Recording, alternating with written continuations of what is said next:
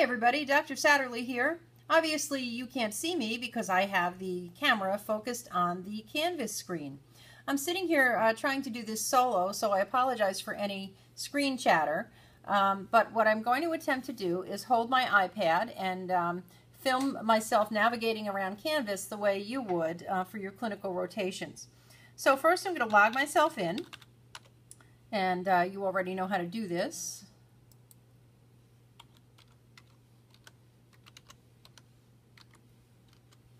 Just like that. Hopefully I didn't make a typo. And there we go. And you get brought to this screen, which I'm sure is familiar to you. You click on your courses. Now, you would be starting out with Clinical Rotation 1, but since that's not up and running for you yet, I'm going to log in as a student to Clinical Rotation 7. It's going to look the same as 1, so don't be confused by that. You would be logging into 1. The basic setup is the same, so it's going to be useful for you. Now, I'm going to go in and set myself up as a student view, so you don't see all my faculty stuff here. This step that I'm about to do, you won't do, okay? So close your eyes for a minute. Student view. Okay, you can open your eyes again so as not to confuse you. This is what you would see. And what you want to do is look here on the left-hand dashboard, and for clinical rotations, you can basically get everything you need by keeping it set on the home screen. For the most part, you can filter out and look for announcements and assignments in a different way, but if you go home, going home is always a good thing, right? If you set on home, you can find everything you need, for the most part. You'll find here on the home screen in clinical rotations your second year clinical manual. If you click on that, there's the whole manual. There's an overall clinical rubric for what you need to do overall for passing the course. There's a really nifty thing here. This is competency list by specialty. If you click on this link here, what you'll get is a bullet pointed list of very important things, content areas that you should know for each rotation. There's a list of content areas that's important for surgery, for internal medicine, for primary care. It's very concise and it's not exhaustive, but if you use that to guide your study, you'll be probably more successful on the rotation and have a good base of content knowledge without being overwhelmed. So do check that link out. Now this next grouping, let me go over here for a minute that I can scroll down, also accessed via the home screen, is Access Medicine Forms Site Portal and a Typhon URL. There's a portal for forms that you need for your clinical sites, and usually you hear from Ms. Faulkner or Ms. Carroll or Professor Capoletti about those forms, but you can access those through this portal here. It's a hot link. If you click on that, you can get into the portal, and you use your regular login, just like you do to get into the Lemoyne email and things like that.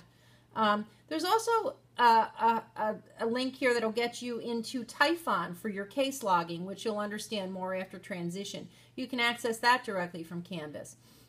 And finally, in order to complete some of your assignments here in the clinical rotation, there are certain forms that you need. If the form is not in the portal, you'll find the form linked here in Canvas. Various assignments on your rotations, you have to submit a time attestation and calendar. That form is here. There's a clinical preceptor mid-evaluation that will happen during the course of your evaluation. That form is here. Student mid-evaluation, that form is here, and so on. You'll see that, that it makes more sense once you see your clinical rotation assignment group. In addition, there's another link here to something called Access Medicine, which you've already used. I do utilize something called Custom Curriculum, and I'll be sending you periodically special assignments that will be very useful to you for your PANC preparation and also for study on your clinical rotations. You'll be able to access that directly here if you're already in Canvas. Okay, so that's that grouping. Now, each of you will be on a specific rotation, either surgery, internal medicine, primary care, pediatrics. To make this user-friendly, I've grouped all assignments by rotation. So if you're on primary care, you'd scroll down to primary care, and over here are all the assignments that you can click on, and these are all the due dates for the assignments. You must successfully complete all of these assignments by the due date in order to pass the rotation. The overall clinical rotation